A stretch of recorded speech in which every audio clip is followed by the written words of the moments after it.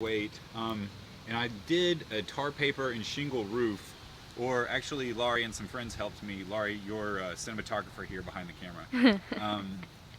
And let's see, it was really, really freaking heavy. So I went with plywood um, under heavy duty white polytarp, and it looks pretty good. I got the idea from the people who do caravans, kind of like a covered wagon kind of thing, but instead of being stretched, it's kind of stretched over plywood, and it's got insulation in the roof. We'll talk about that on the inside, the insulation situation. Here we have the trailer hitch and the ladder that I use for construction, and it also kind of doubles as a ladder up to the window. You can come out that window from the loft on the inside, and so it's just kind of like a secondary escape. Turns out I've got like, I don't know, 3 ways of getting in and out, although I've only ever used one way. That one probably needs to be exercised a little bit, tested and stuff. There's my air conditioner. Keeps things nice and cool. Been working well so far. So far, so good. All right, let's go inside, yeah? This is a really nice paint job. Oh, yes, yes. We can thank Laurie in large part for that paint job there.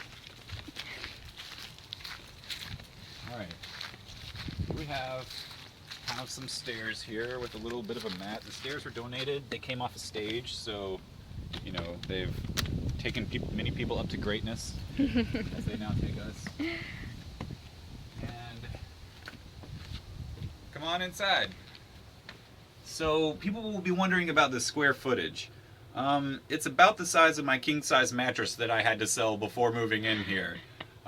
It's about 7 1/3 by 7 2/3, so a little more than 50 square feet, I think, if my math is correct. On the downstairs, of course, there's an upstairs as well. All right, where to begin? Well, we can start with the door, I guess. Yeah, I'm Let's not close sure the how to door. get this whole thing in a shot of any sort. Yeah, you maybe just stand as far back on the wall as you can. Yeah. But, you know, I'm keeping it, again, this is a pretty small house compared to, like, most tiny houses. Super inexpensive. I've got the receipts, I'm going through them. It's looking like it's somewhere between $1,500 and $2,000 for everything. I didn't reclaim as much stuff as you could if you, you know, had time to do it. But I did the whole thing in less than a month, so really short time frame, moving out of my old house and into a new place for the semester. So how long have you been in here? Ooh, what is it now? October, so going on 3 months now. Yeah, I moved in around the transition to August, so August, September, moving into 3 months. Here we have stuff that's just kind of hanging on what hangs the shower curtain. This is my sink. You might have seen these things on the internet in various places. It holds a tiny propane tank over here. You screw it in, and that's where you get your hot water from. It comes out of the sink. There's an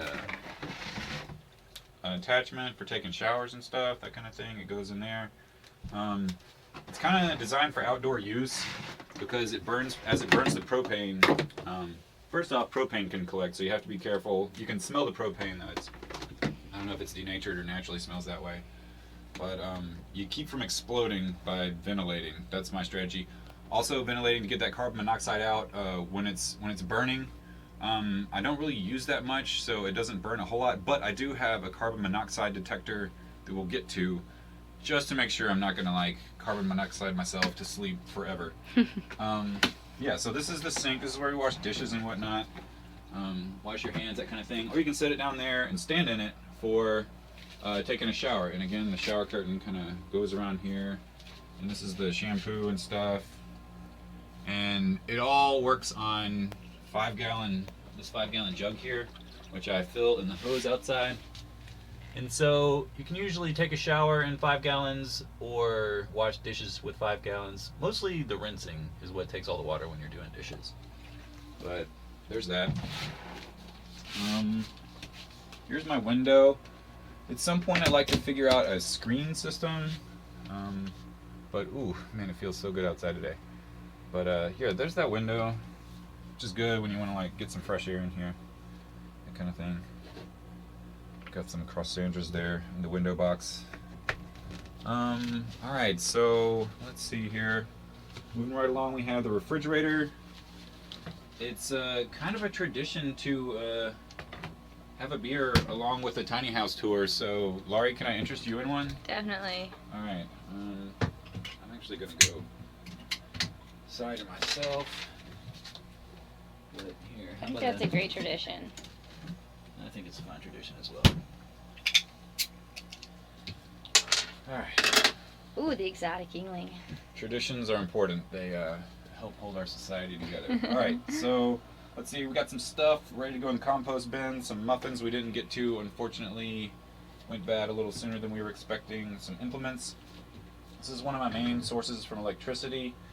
All the electricity in this house comes through a 100-foot heavy gauge extension cable, and it comes up through the floor down here. We'll get the chair out of the way. Right here. And it runs through a gauge. Oh god, that was my carbon monoxide detector. It temporarily became unplugged. And it will let you know if that happens. But there is a gauge here that will tell us, what's today, the 4th? I've used less than $2 of electricity, so that's nice. I mean, that doesn't count the resistance going through the electricity, the power cable that comes out here, but with the air conditioner, all the cooking implements, less than $2 so far, so that's good. Let's see here. Yeah. So again, we've got all the refrigerator, the microwave, the lamp, the secondary monitor, the laptop. That's all coming off there. Let's talk about other cooking elements. I got a stove that I can bring down and set either on the microwave or on the desk. It's got 2 eyes, so that's nice. And then we have the toaster oven here on the shelf. This is one of those propane tanks that I use for the water heater. And then just various doodads, a game of Travel Battleship, some playing cards. So do you cook much in your toaster oven? I cook all the time in my toaster oven. Cookies are a specialty. I love those. We had some very delicious croissant this morning. So yeah, what did we cook in there last night? A lasagna, right. It was delicious. It was so good.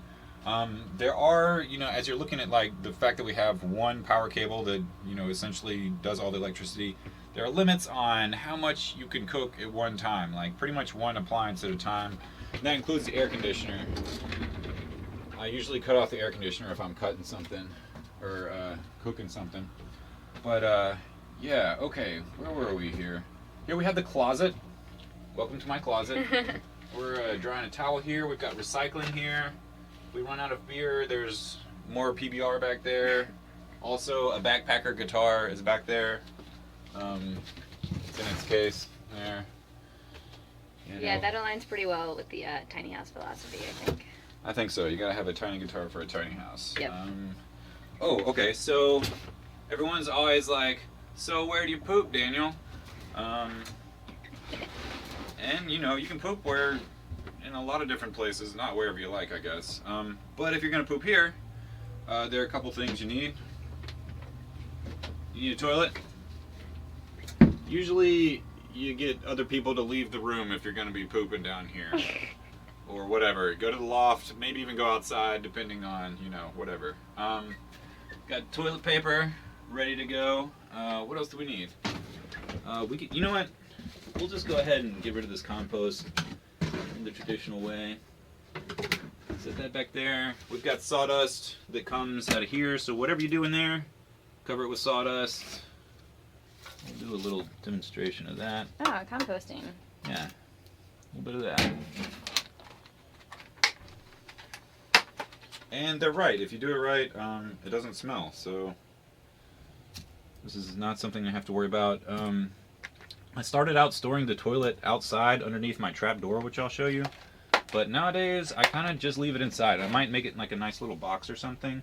But, it's not... I was worried about it being a big, hazard and really funky smelling and stuff. But it's turned out really well. It's just easier to keep it inside, so I'll probably do that. I'm just going to take a couple bowlfuls of the sawdust. As I get this from a local lumber mill, which we do have here in Tallahassee. And there's actually a lot of lumber down here. Cover that up, and that goes there. And then here, I'll show you the trapdoor. The trapdoor is also where I keep my propane. I store my propane outside whenever I'm not taking a shower. So, lift that up right there. drop this down in a super large Tupperware. Close it on back. Store my sawdust. And then you can wash your hands, hand sanitizer, some combination thereof, probably a good idea. Alright, so there's that. Here we have the bar over here with the booze, the dishes, dirty clothes or dirty dishes rack here, waiting for the next round of dishes being done. Then various storage, laundry. Here's my trash can. Got to keep a tiny trash can for a tiny house. Let's see. Same thing, storage over here. Here's my infirmary, cotton swabs, band-aids. What you're gonna need sometime. Laurie's viola and music stand. Spices, right? So, that's the other thing I didn't say about this house. So a lot of times you see a tiny house and there are like lots of nooks and crannies and it's all kind of integrated together, sort of, which is neat, but that takes a lot of time, a lot of money, a little bit of skill with carpentry, not that much, but some of it does. And you'll notice that everything here is largely on shelves. There are very few things that are custom built as like little nooky things in this house. There's kind of that little thing that the sink is on that I built just for this house. And there's the trapdoor, which is kind of neat. Which is, oh, by the way, I think the trapdoor is one of the ways to get in and out of the house if you wanted to, although I've never used it for that. Anyway, this house, since I've got such a tiny trailer, the idea is that it bolts apart. And I didn't mention this earlier. This is important. Right, it bolts apart and it goes in 2 loads. That's my plan. You could probably get this house down the road, but it's just not a heavy-duty trailer, which you need if you're going to be doing that stuff. And the construction's not heavy-duty. It's fairly lightweight construction. It's a small thing and it's pretty sturdy, but it's not super duper, I don't know, heavy. So the idea is that I use shelves and hangy things instead of building everything integrated into the walls. The walls come down. You just unbolt the walls. The roof, I tried the bolting concept. I talked about that earlier with the trying to make the roof with tar and everything, tar paper and shingles, but it's just too heavy. So the roof takes a little bit of building. But right, we're on a tour. Okay, so maybe it's time to go upstairs. Alright, here's the ladder. This ladder was an interesting experiment. It started out just as like us having some wood lying around, and Laurie, who was there for much of the construction, just started building it, and it's actually worked out pretty well. So if I was going to do it again, I would maybe, I think we've found that if we kind of cut off the sides so that you kind of like follow the pattern of whatever your feet are, kind of, but if you want to stand on one level, it would be good to have them going both ways. So let's just, if you're building a tiny house or something in the future. All right.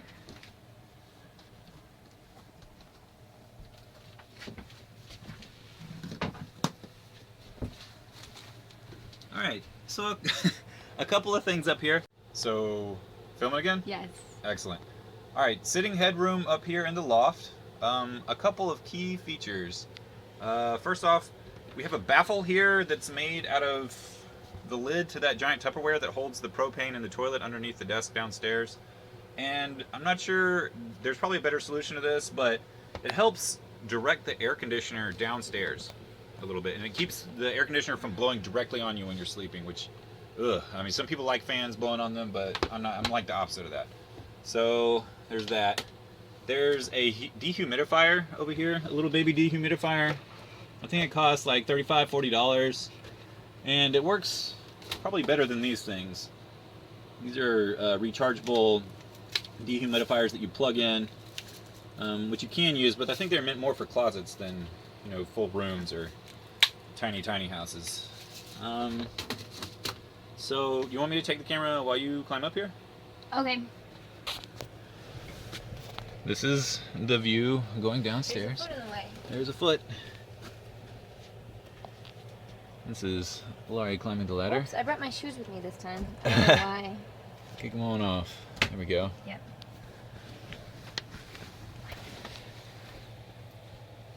All right. So here, you want to take the camera back? maybe. Okay, so here we are. This is technically, theoretically, this is a full-size bed. The mattress is a full-size mattress, but it goes kind of underneath this insulation here on this side. You can see the insulation on both sides. It goes all the way down on this side, but by whatever quirks of me building this thing, it doesn't go all the way down over here, which allows me to kind of fit the full-size bed in there. But really, I'm gonna have to, I don't know, it can be a little cramped on this side with, you know, lots of people up here. But for one person, it's more than enough. So anyway, that's the size of the bed, if you're interested in that kind of thing.